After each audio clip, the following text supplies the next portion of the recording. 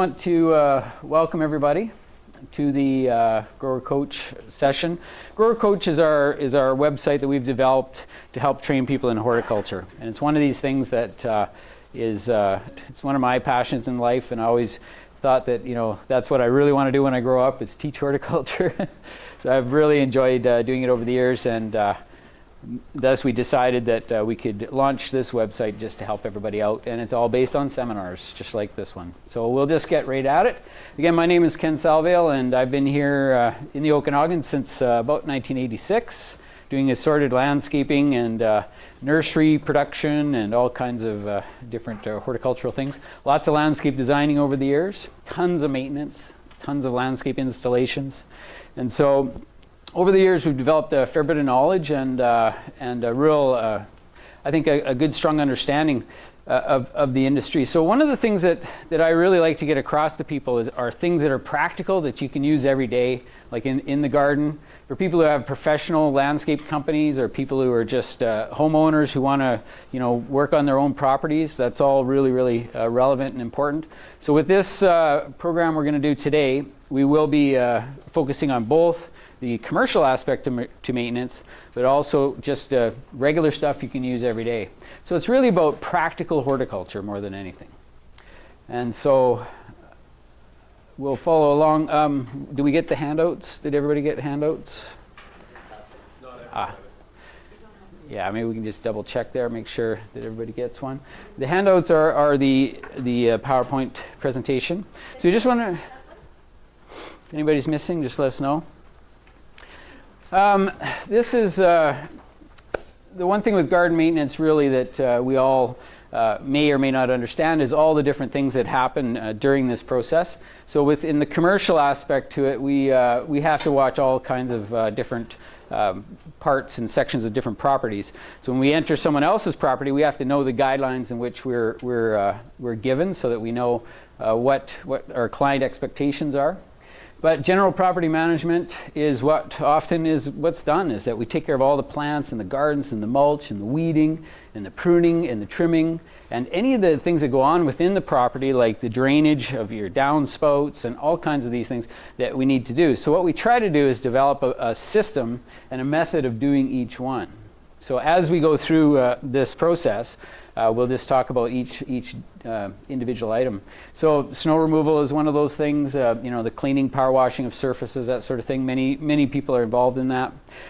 We always make suggestions and reminders of people power washing of how much debris gets thrown around when you are doing these types of treatments. So staying well away from vehicles, that sort of thing is really important. Just simple things like cleaning cracks in sidewalks, that sort of thing, is something that's really, really important. And with each individual person, they'll have their own pet peeves. Some people just can't stand to see the items like little plants and weeds growing in the cracks in the sidewalk, whereas other people actually plant stuff in there on purpose. And it's really up to the individual. So it's one of these things that each individual person has their sort of levels at which they will want to maintain their properties. So some people, they just want it to be absolutely spotless and clean and neat as a pin, and that's awesome. That's what a lot of people like to have. Other people more relaxed, like I say, they even actually plant plants in the cracks in the sidewalk on purpose. And so, it's really, again, understanding that individual. As an individual, say, gardener, which I know there's quite a few gardeners in the room, is that we'll sort of set standards within our own garden, and we can often put up with things that other people wouldn't put up with.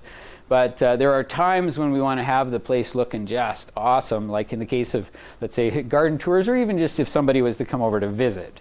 And you'd always want to have the front area looking nice. So hopefully today we're going to talk a lot about those individual things, everything from the individual plant health care, fertilizing, lawn care, pretty much as many topics as we can actually cover.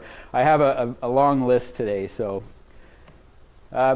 The client expectations we just talked about. Sometimes if we're working for an individual client, budgets are a big issue because sometimes people just don't have unlimited budgets, and we know it can be very expensive to hire out. But that in mind, that means that it's a shared thing. Sometimes you do have a gardening company that works with you that'll come in and actually help you manage your garden.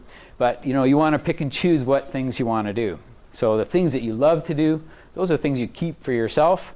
And the things you hate to do, that's typically the things that the maintenance companies do. But they are sometimes more tedious work, and I think that's the way it should be. I always felt that each individual person, sort of has their own expectations of their garden, but they just love to participate and actually do the gardening themselves. So as far as general property cleanups, here we are, we're approaching spring now, and we're thinking, all right, spring cleanup, what are we going to do, right? And a lot of properties require more than one cleanup, right? So they would have a spring cleanup where we go through and tidy up all the debris. We might trim lawns edges, do extra pruning, that sort of thing. And we may also do some extra plantings, that sort of thing. But then as we go into summer, we get this massive amount of growth that happens in May and June. So just remember that all plants grow about 80% of their annual growth in May and June. So that's telling you a real story about what's going to happen in the landscape. When you hit June, you hit the end of June, early July, everything's overgrown. The weeds have just exploded. They're growing everywhere. The perennials are growing and seeding and blooming, and you've just got this sudden, what seems like a sudden explosion. And so that's why a lot of properties, they'll have a spring cleanup, a summer cleanup, and then a fall cleanup. But the most important thing that in any gardening, especially perennial gardenings, is the fall cleanup.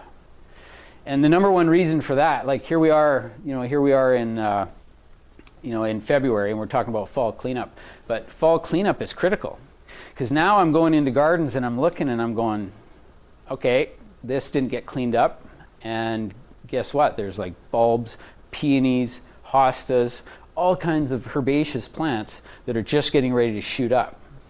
So you can't really see them right now, but within a couple of weeks, especially with this beautiful weather we're having, they're going to start to push.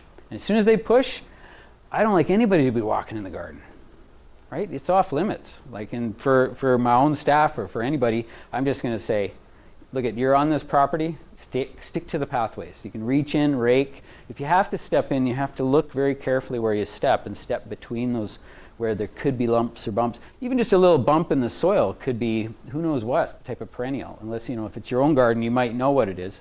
But even in your own garden, it's, even in my own garden, I forget, like, oh, is there something under there? Oh yeah, there's some tulips pushing up or something.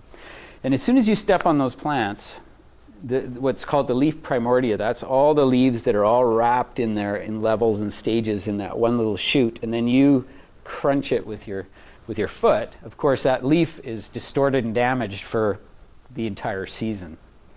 So as gardeners, we need to learn more and more about what we can do, what we can't do, and that's one thing we really have to watch for. So that's why fall cleanup is just such a no-brainer. Like, let's get in the fall, cut everything down, clean it up, do as much as we can. The only thing we don't really do a lot of in the fall is pruning. We do all the cleanups, the leaves and the grasses. We can, grasses are optional. We'll talk about grasses as we go along. But with pruning itself, where we're actually cutting wood, we tend to leave that till the spring. So in the springtime, that wood can be just starting to grow, and all the energy is starting to flow, and the juices are flowing, and it's ready to heal up quickly and respond to the pruning. In the fall, we don't see that. It's sitting there dormant. So we make the cut, and then we've got an open wound now, and it tends to desiccate, like it actually dries out from the freezing, the frost, and the low humidity that we experience here in the Okanagan. It just dehydrates it, desiccates it, and it's a wound that could potentially become infested or infected by a fungus or bacteria of some sort. So if we leave the whole plant as close to intact as we can through the winter, it's safe, it's sealed. Maybe you do a little bit of snipping just to keep it looking cosmetically okay. But that's pretty much all that needs to be done. We leave it through the winter time, it survives, comes out in the spring, and then we do our selective trimming based on the type of plant that it is. So this one thing that does happen in the spring is that things grow like mad. So with pruning, we're going to get a lot more into pruning as we go along. The next weekend's class is strictly on pruning, but we'll see a lot of response to what we do. So when we prune, we see a big response. So we do have to be selective in what we prune and when. And my whole philosophy is whenever possible, try to get the right plant in the right spot, and it requires very minimal care. Like it literally, you just let it go, and it can live there for a period of maybe 10 years or so, or 20 years even, and not have too many issues at all. So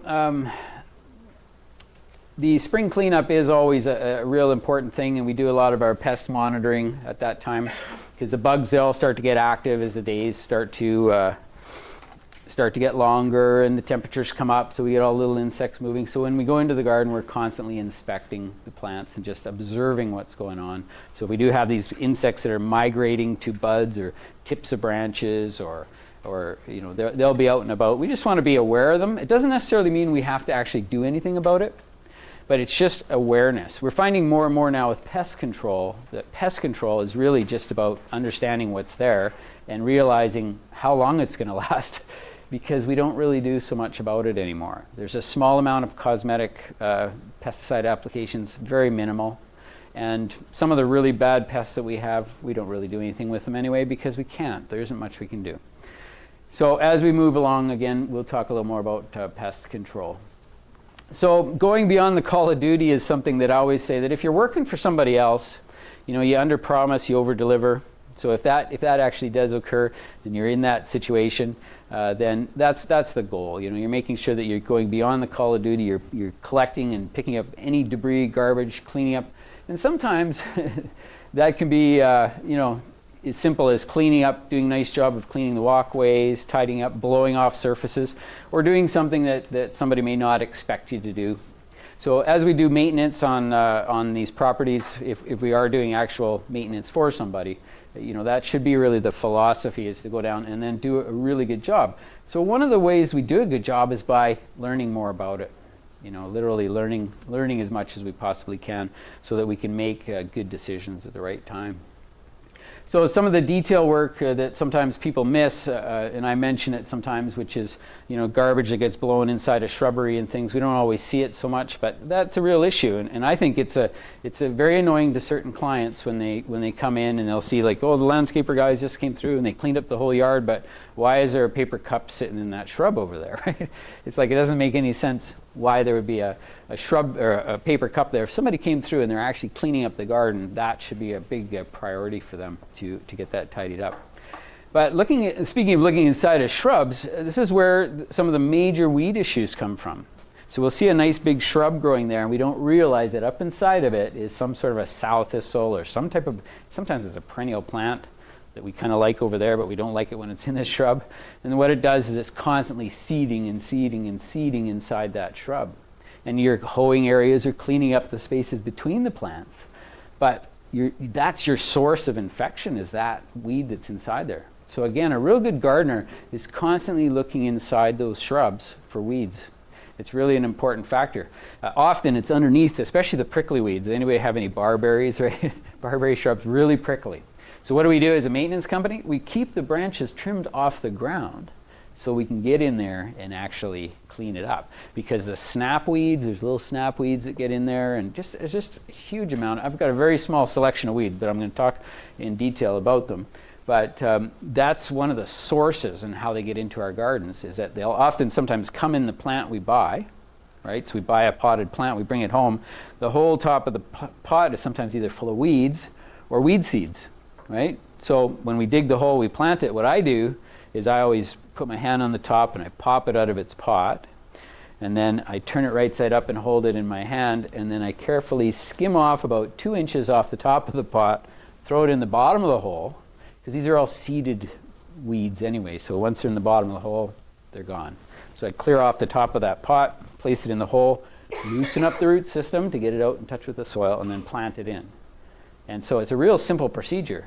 But that one move really saves you a huge amount of maintenance in the future, because right around the base of those plants, those weeds start to grow and they start to spread.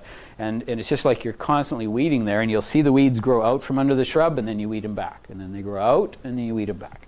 And it's just this constant battle.